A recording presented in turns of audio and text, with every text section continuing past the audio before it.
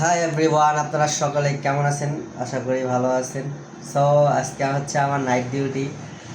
তো boring feel করতেছি, মানে ভালো লাগতেছে না। তো এর জন্য ভাবলাম একটা ভিডিও বানাই। সো যেহেতু একটা ভিডিও বানাবো, তাহলে কোনো একটা বিষয়ের উপর ভিত্তি করে ভিডিওটা শুরু করি। কথা হচ্ছে, যারা ফেসবুক আইডিতে এখনও মনিটাইজেশন পান নাই, ঠিক আছে, তাদেরকে নিয়ে একটু কথা বলি। হ্যাঁ, তো যারা আগ্রহী আছেন যে ফেসবুকে মনিটাইজেশন পাবেন, তাদেরকে নিয়ে একটু কথা বলি। সো আমি তার আগে একটা ধারণা দিই, সেটা হচ্ছে কি জানেন, আমি কিন্তু ফেসবুক আইডিতে মনিটাইজেশন পাইছি অনেক আগে, বাট ভিডিও ছাড়ি না, বাট লজ্জা করে এর জন্য।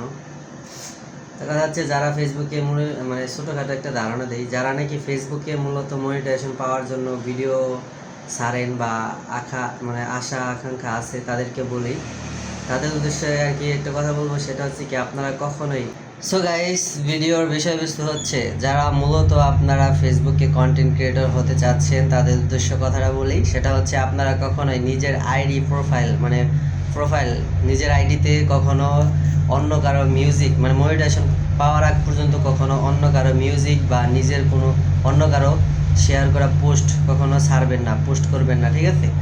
সো নিজের আইডিতে কখনো ছাড়বেন না। আর দ্বিতীয় কথা হচ্ছে, পেজ হোক, সেম একই নিয়ম, ঠিক আছে? পেজ হলেও সেটা একই নিয়ম, রুলস। এটা হচ্ছে ফেসবুকের অ্যালগোরিদমের গাইডলাইন, ঠিক আছে? এটা যদি কখনো করেন এই ভুলটা, তাহলে কখনোই মনিটাইজেশন পাবেন না।